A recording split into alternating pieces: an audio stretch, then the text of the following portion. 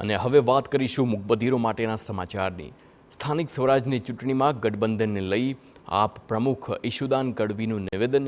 આમ આદમી પાર્ટી કોંગ્રેસ સાથે ગઠબંધન લડવા માટે તૈયાર હોવાનો આપનો દાવો છે। કોંગ્રેસને લોકસભામાં આપે ટેકો આપ્યો હતો।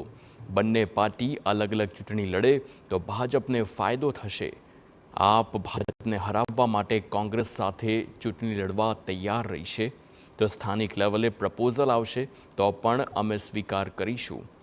જો ગઠબંધન ન થાય તો આપ તમામ નગરપાલિકામાં ચૂંટણીઓ લડશે।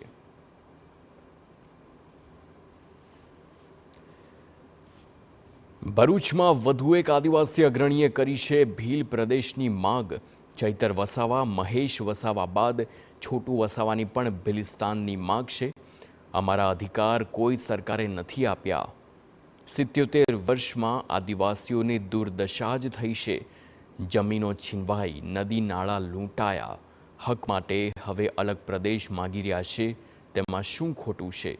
આદિવાસી સમાજ સાથે ઓબીસી સમાજને પણ જોડાવા હાકલ કરી છે।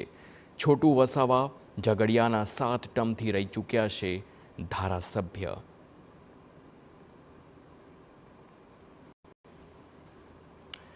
ખેડામાં અંધારી આબલી ગામના મહિલા સરપંચને સસ્પેન્ડ કરવામાં આવ્યા છે।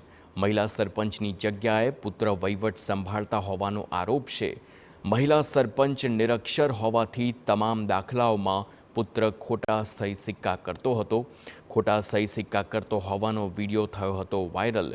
ગામના લોકોને હેરાન કરવા અને ખરાબ વર્તનનો પણ આરોપ લગાવ્યો હતો। વિડીયો પુરાવા સાથે લેખિતમાં કલેક્ટર અને ડીડીઓને અરજી બાદ કાર્યવાહી કરવામાં આવી। સરપંચે અદેખાઈથી સસ્પેન્ડ કરી હોવાનું કહી લૂલો બચાવ કર્યો। પેરોલ પર છૂટેલા આસારામની હરકતથી વિવાદ સર્જાયો છે।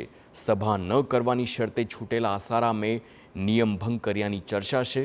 રાતના સમયે મહેસાણામાં સભા કરી હોવાની ચર્ચા છે। મોટી સંખ્યામાં અનુયાયીઓ પહોંચ્યા હતા આશ્રમમાં ફોટો કે વિડીયો ન લેવાની સૂચના સાથે સભા યોજાઈ હતી તેમ સૂત્રો તરફથી માહિતી છે।